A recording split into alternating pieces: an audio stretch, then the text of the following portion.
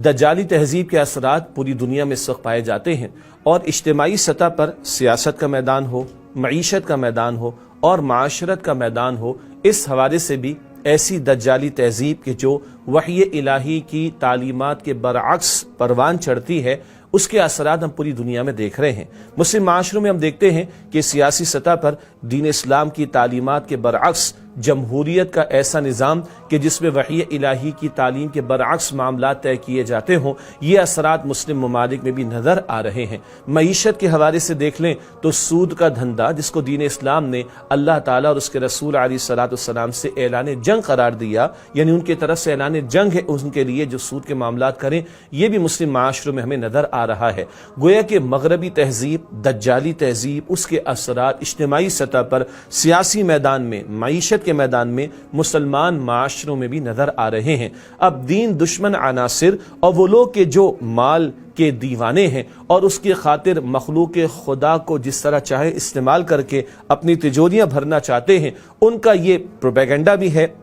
منصوبہ بھی ہے کہ مسلمانوں میں جو معاشرتی اقدار موجود ہیں، جو فیملی سسٹم موجود ہے، اس کو بھی تباہ و برباد کر دیا جائے۔ چنانچہ کبھی وہ اپنے ایجنٹوں کے ذریعے سے، اپنے ایجنٹس کے ذریعے سے مسلمانوں میں اس طرح کی اقدار کو پھیلانا چاہتے ہیں کہ جو بالکل دین اسلام کی تعلیمات کے برعکس ہیں۔ کبھی مدرس ڈے منانے کا تصور، فادرس ڈے منانے کا تصور، ہیلوئین کا تصور، ظاہری باتیں غیر اسلامی تصورات ہیں۔ اسی طرح 8 مارچ کو عورت مارچ کے نام پر جو کچھ چند سالوں میں گزشتہ چند سالوں میں پاکستان میں ہوا کہ جب نکاح کا انکار کھلے عام کیا گیا، ایک بوڑھا ویل چیئر پر بیٹھ کر نکاح کے پاکیزہ مقدس مسنون بندھن کا انکار کرتا ہے، تو آج ہم دیکھتے ہیں کہ مغرب کے معاشرے کے افراد نے ملالہ نامی ایک خاتون کو، ایک لڑکی کو جس طرح ایک ہیرو بنا کر پیش کیا اور جناب نوبل پرائز میں اس کو شیئر بھی کرا دیا گیا، یعنی دنیا میں کوئی اور انٹلیکچوئل ایکیڈیمک کام کرنے والے موجود نہیں تھے،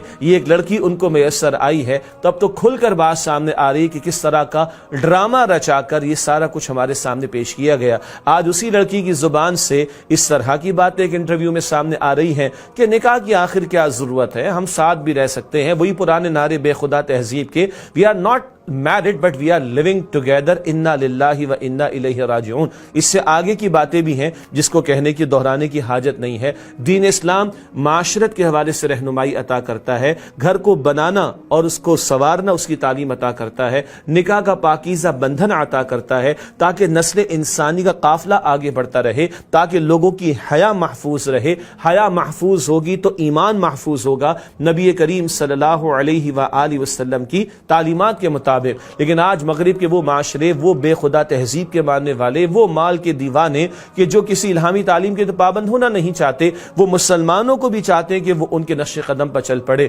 یقیناً وہ لوگ کہ جن کی تجوریاں بھرتی ہیں فیشن انڈسٹریز کے ذریعے سے اور فلم انڈسٹری کے ذریعے سے، مرد اور عورت کے آزاد اختلاط کے ذریعے سے، وہ لوگ یہی چاہتے ہیں کہ نکاح کا پاکیزہ بندھن ختم ہو جائے، جبکہ اللہ کا دین چاہتا ہے کہ نکاح کا اہتمام ہو۔ نبی مکرم صلی اللہ علیہ وسلم نے فرمایا النکاح من سنتی، نکاح میری سنت ہے۔ ضرورت اس بات کی ہے کہ اس طرح کا پروپیگنڈا اور اسلامی اقدار کے خلاف کی جانے والی باتیں آگے بڑھ کر ان کا بھرپور جواب دیا جائے، اور نہ صرف یہ کہ جواب دیا جائے بلکہ ایک مسلم معاشرت کا نمونہ دنیا کے سامنے پیش کیا جائے۔ چائنا وہ ملک ہے جہاں کبھی ایک بچے سے زیادہ بچے پیدا کرنے کی اجازت نہیں تھی، پھر 2 کی اجازت دے دی گئی۔ آج غریبوں کو ہوش ٹھکانے آنا شروع ہو گئے، مین پاور کم ہو جائے گی، تب انہوں نے 3 بچوں کی اجازت دے دی ہے۔ بدھو لوٹ کر بدھو گھر کو ہی واپس آئیں گے۔ ہم تو کہتے ہیں کہ اللہ کا دین ہمارے پاس ہے، سچائی ہمارے پاس ہے، حق ہمارے پاس ہے، اور وہی ساری انسانیت کے لیے فلاح کا باعث ہے۔ اللہ تعالیٰ ایسے شرور سے، فتنوں سے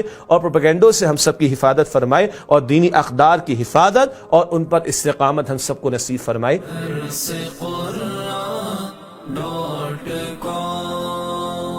www.darsequran.com